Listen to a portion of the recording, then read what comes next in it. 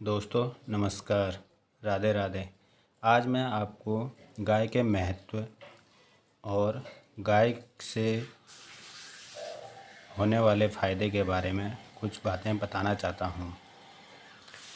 लेकिन आज के समय में मनुष्य इतना निर्दयी हो गया है कि वो गाय माता को सम्मान तभी तक देता है जब तक गौ माता दूध देती है। जैसे ही गाय दूध देना छोड़ देती है, हम उसके बाद गाय को एक बेकार समझकर छोड़ देते हैं। हमारे घर में अगर माँ बहन बेटी या बहू को मासिक धर्म होता है तो उस मासिक धर्म में भी हम गौमूत्र का उपयोग करते हैं, जिससे उस स्त्री को शुद्ध माना जाता है। गाय अपना वात्सल्य और ममतत्व हम पर लुटाती है, इसलिए स्नेहपूर्वक गाय जीभ से हमें चाटती है। जिस व्यक्ति का भाग्य साथ नहीं देता हो, वह अपने हाथ में गुड़ रखकर गाय को खिलाए।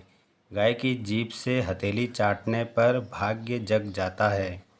गाय की पूजा करने से नवग्रह शांत रहते हैं। गाय माता के पंचगव्य के बिना पूजा पाठ हवन सफल नहीं होता है। अगर हम अपने घरों में कोई भी शुभ या अशुभ कार्य करते हैं तो हमें उस कार्य को पूरा करने के लिए गाय के दूध, पंचगव्य, घी, दही की आवश्यकता होती है। इन सभी सामग्री के बिना पूजा संपन्न नहीं मानी जाती है। गाय का गोबर और मूत्र की आवश्यकता भी हमें किसी भी कार्य को पूरा करने के लिए पड़ती है। गाय के पीठ पर 5 मिनट हाथ फेरने से ब्लड प्रेशर नॉर्मल हो जाता है और सींगों पर हाथ फिराने से शरीर की सारी निगेटिव ऊर्जा क्षीण हो जाती है। इसलिए गौ माता को हिंदू ग्रंथों में कल्पतरु एवं कामधेनु की उपाधि दी गई है। गाय अगर किसी को अपने पूंछ से मार दे तो उस व्यक्ति के मुक्ति का मार्ग खुल जाता है। गाय अगर जब सिर हिलाती है तो ऐसा माना जाता है कि वह समृद्धि, सौभाग्य और अच्छे स्वास्थ्य का प्रतीक होता है। हम कभी किसी पुण्य स्थान पर जाते हैं तो वहाँ पर हमें गाय की प्रतिमा दिखाई देती है और हम उस प्रतिमा के पास जाकर उसके कान में अपनी मनोकामना बोलते हैं, जिससे हमें लगता है हमारी सारी मनोकामना पूरी हो जाएगी।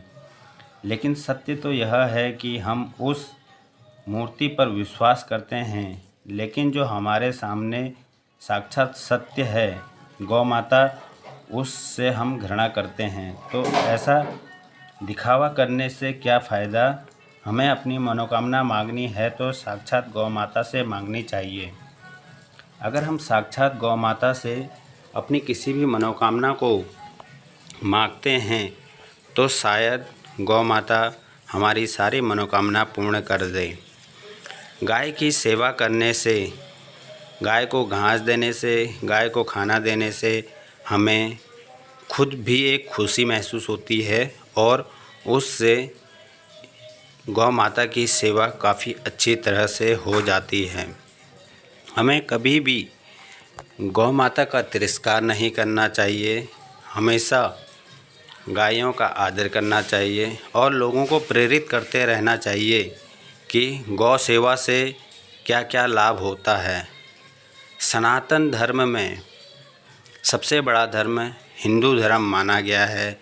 हिंदू धर्म में गाय को एक माता की उपाधि दी गई है।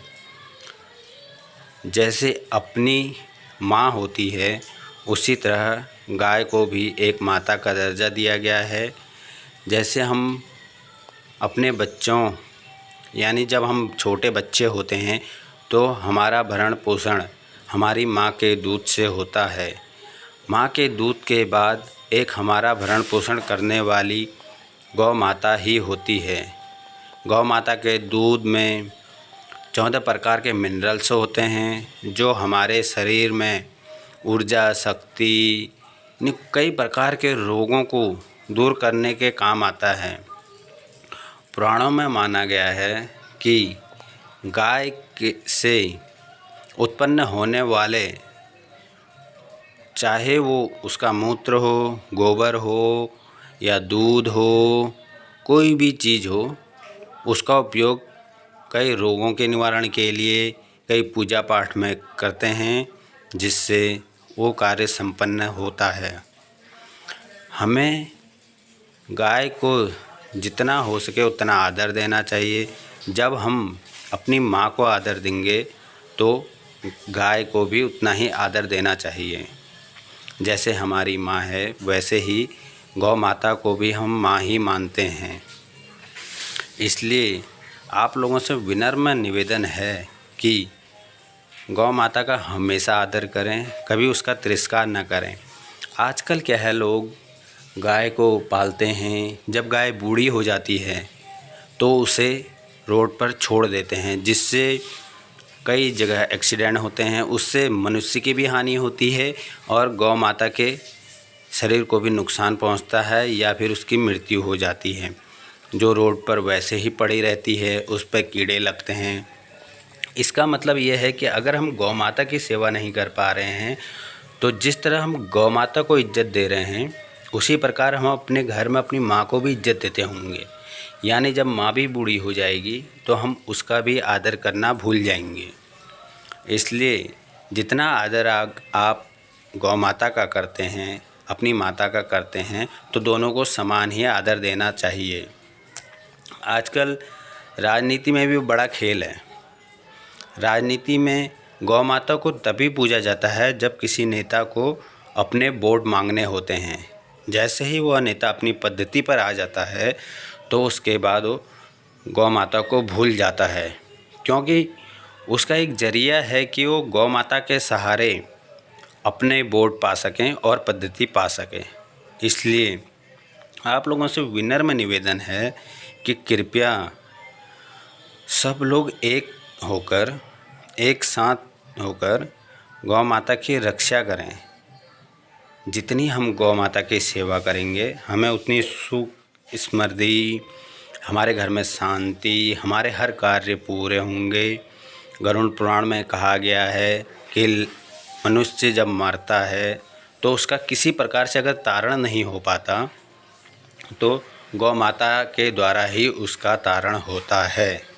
तभी तो मनुष्य जब मरता है तो लास्ट में जब उसको अर्थी पर ले जाते हैं तो उसके हाथ पर गाय की पूँछ छुआई जाती है।